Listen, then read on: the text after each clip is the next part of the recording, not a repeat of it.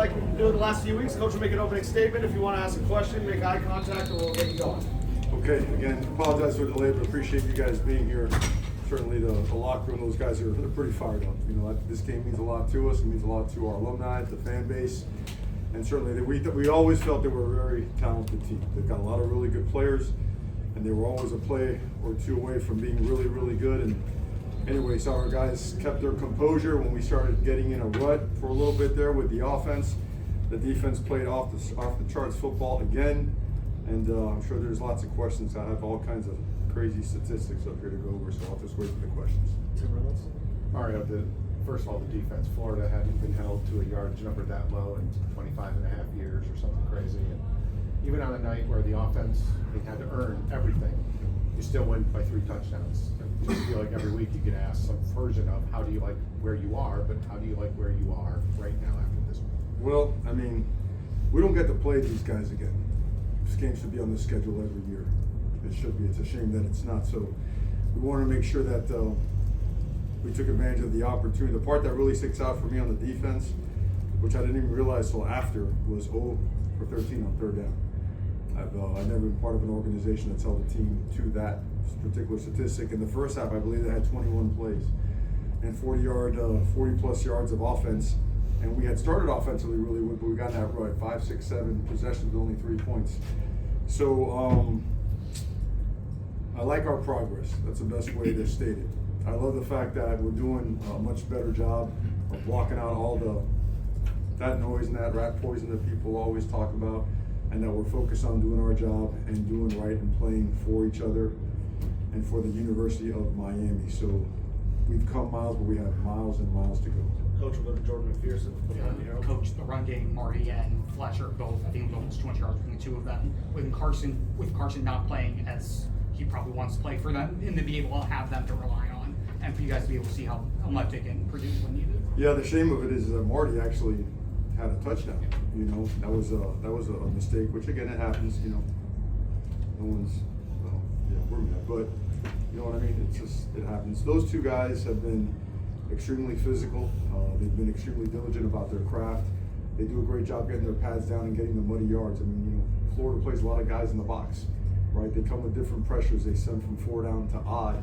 So they give you a bunch of different looks, and typically there's an extra hat that ends up in the box. So they did a good job getting those muddy yards after contact, and when we had even numbers, I thought they did a good job of, getting some, 10, 12, 14-yard gains that helped us create, that second half separation towards the end. I know it's only one game, but can you pinpoint anything about Carson and I about I think they're really good at coverage. I think they spread the net really well. I think their combo coverages, their match coverages, they did a good job, and they've done a good job. They've held, I think they allowed 1 touchdown or 2 in about 3 games or so. So you got to give them credit too. Okay, I'm sure there's, we watched film, we saw the iPad. There's some throws we want to have back, but like anything else, and like anything else Carson has done here, when it doesn't go quite the way he wants it to, he continues to just forge forward. And I got to mention the crowd. That was awesome. We asked for an asylum. They gave us that, and they affect the game. They impact the game. They impact our energy. They impact our players. Certainly impact all of the 100+ recruits that are here today. So a huge shout out to them. You talk about. Excuse me. We're going. People are making. I think we're going to go to Adam Lichtenstein for the Sunset Bell. Yep. Mario, you mentioned the team kind of getting in that rut, second, third quarter and such. Just how much of that, you said they kept their composure, how much of that's player led, how much of that is coach led? How do you balance that? Oh, that's program led. You know what I mean? I mean, we had a lot of pre-snap penalties. That's the ultimate killer, right? You get off the schedule, all of a sudden you got a good 4-yard run, and it's 2nd and 11 instead of 2nd and 6. So when you get off, I think we had 6 of them, if I'm not mistaken. That's very uncharacteristic of us. And we've done that now for a couple of weeks, and we will fix that. Those guys have a lot of pride. So, honestly, it's everybody led. Certainly, I don't think anyone in there cares about receiving the credit for it. I think those guys just are so cohesive and do everything so together that they just always find it. And you mentioned those pre-snap penalties, like the weird snap infractions. Did you see what was happening there? Yeah, they're moving. They're stemming, and their move call is pretty pronounced. Now it is legal. There's no complaining here. I'm not trying to say it did anything illegal. It is just, it triggers a certain type of reaction by an offensive lineman at times. And we've been very disciplined about that before.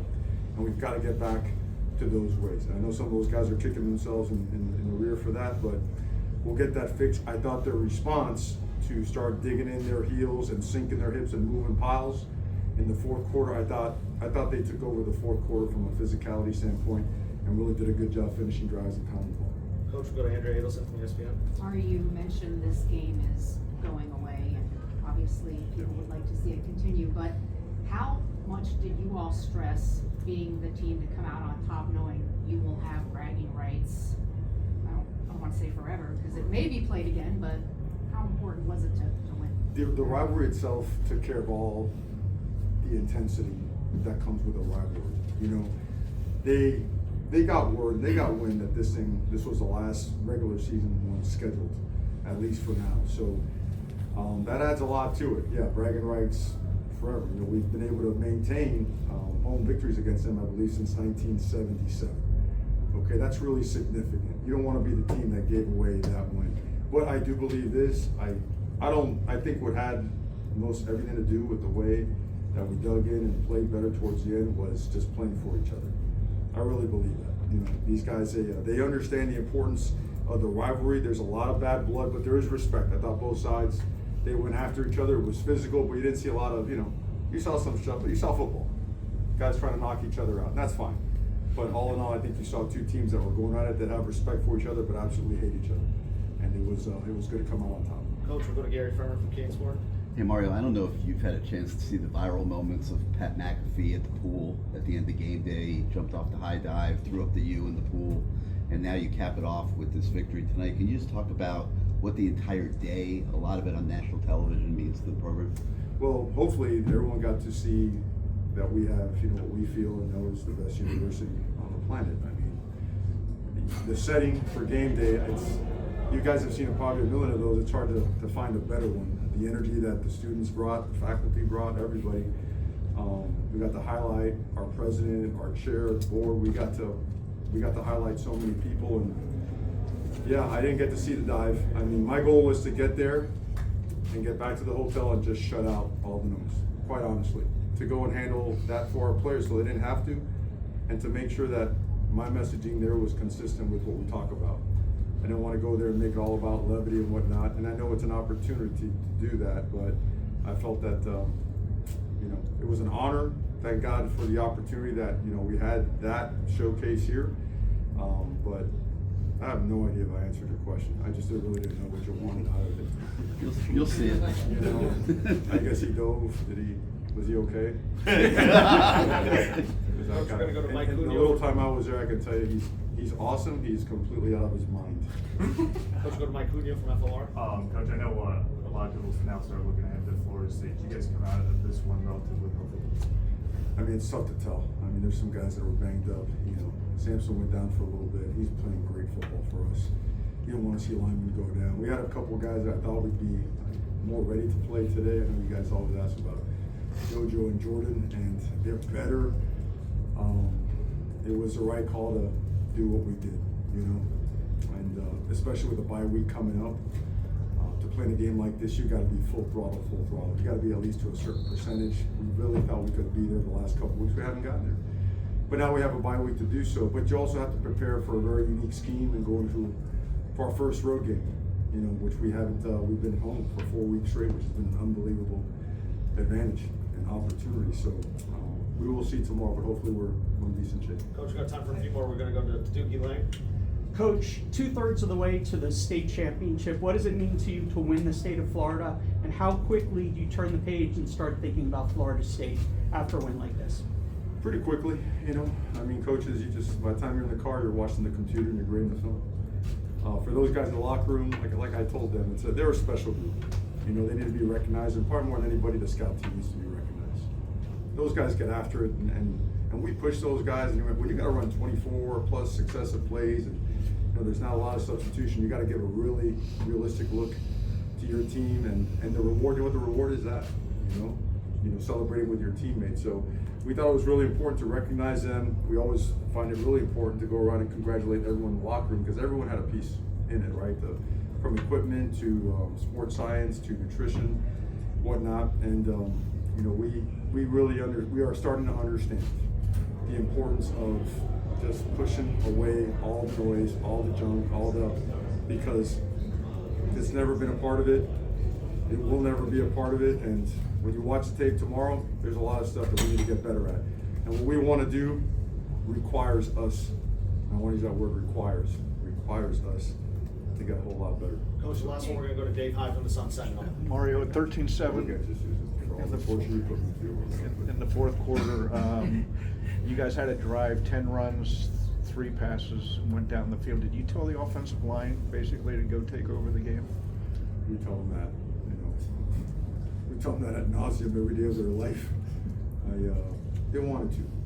I think Inez Cooper and CeCe Mainoa, they had it made up in their minds that this week it was going to be important for them to send a message, not verbally, but with their style of play and the way they were going to finish blocks and chase defenders.